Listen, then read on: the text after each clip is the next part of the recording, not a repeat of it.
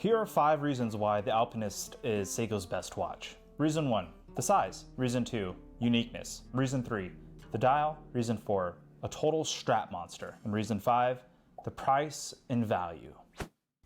Reason number 1, the size.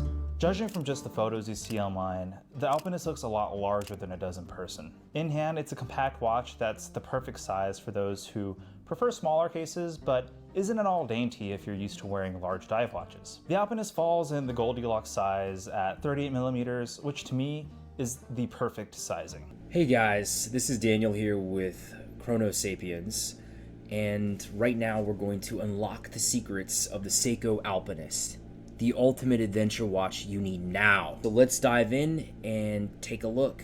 For those of you who think they're too big to wear a 38mm case, this watch might change your mind. My wrists are 7¼ inches and I think it wears beautifully. Like most Seiko watches, they have their way of getting the perfect fit on any wrist size. So just try giving it a shot. Reason number 2, uniqueness. Let's face it, most tool watches out there are going to be divers, chronographs, and GMTs. This being a watch designed specifically for mountaineering is pretty special. The case design is conventional, but with its addition of the 4 o'clock crown to adjust the compass function, which gives the Alpinist case its signature look. The compass function seen in the inner bezel is another signature trait of the Alpinist, which is a welcome touch to a complication I really never use. But it's cool, it's there. But if I ever find myself stranded somewhere, I guess I could use the compass function, and if I don't have my phone with me as well. I either love it or hate it. But for me, the Alpinist wouldn't be the Alpinist without this handset. It's mostly seen on classic military watches, which this watch isn't, but still an adventurer's watch falling in the rugged tool watch territory. I'd love to know what your thoughts are on the handset. Lastly, we can't ignore that green dial. Now, the Alpinist was first introduced in 1959 as Seiko's first sports watch, but it wasn't until 1995 when the green dial came about, alongside a black and beige dial variant. At the time, Seiko told the designers of this legendary watch that watches with green dials won't sell well. What an outdated statement. 2006 saw the modern version of the green Alpinist into what we know the Alpinist to be today, the legendary green Explorer alternative. Now, if only you can get your hands on the 1995 version of the Alpinist to add to your watch collection next to the modern version, that would be pretty amazing. But the problem is that a lot of these watches reside in Japan. Luckily with Bai, you can easily buy any watch on the Japanese market. As many watch enthusiasts know, it seems like Japan gets all the cool pieces only available to purchase within Japan. However, with Bai, they make it possible for watch enthusiasts outside of Japan to score JDM watches. So if you find yourself on sites like Yahoo Japan, Amazon Japan, or Rakuten, Bai makes it super easy for us to be able to search and purchase from these Japanese auction sites at reasonable prices without any. That's really cool. You know, the Seiko Alpinist is making waves in the watch world, and especially now that green is so popular. I mean, we see everything from like a green Seamaster Omega to all kinds of green watches. There's more green Tudor watches that are out now. There's Tag Heuers. There's a lot of watches that are green. I think the world is turning green again. And the best part is that you don't have to understand or read Japanese to use the platform.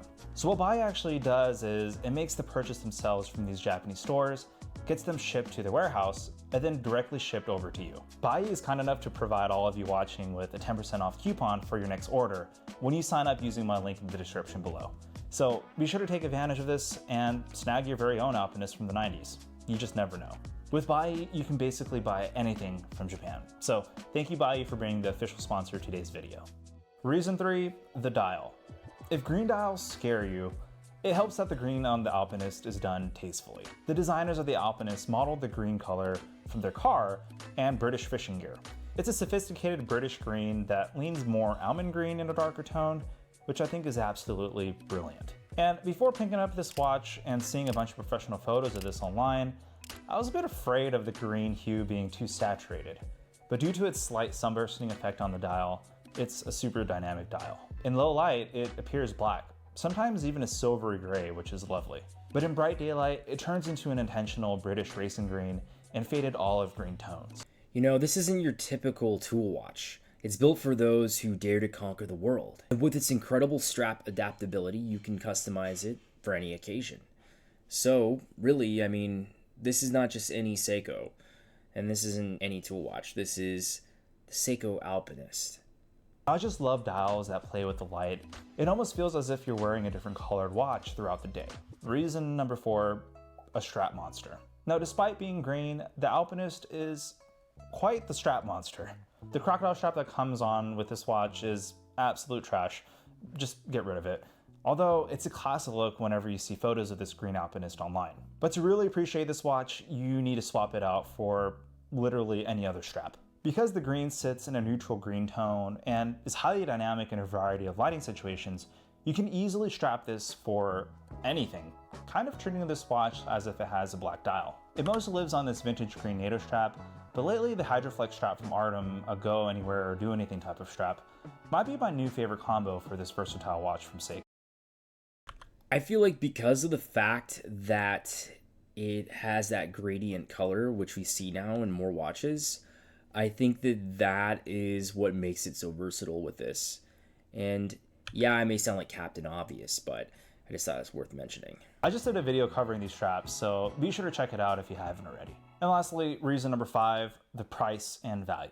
A few years back, you were able to pick up the SARB 017 for around 400 bucks, but now expect to pay your premium, unfortunately, for this particular reference. However, you can get the updated reference SBB 121 under the Prospex line, which is basically the same watch with a few minor tweaks, and $725 retail. To be honest, I'd rather take the time to find a decent SARB 017 in good, decent condition for around the same price as the newest reference. I'm just not a fan of the Cyclops date window and the addition of the Prospex logo. The classic charm of the SARB 017 is really what I think about whenever I hear the words Seiko Alpinist. If you're not really into watch hunting, then try to get a deal on the newest edition of the green Alpinist.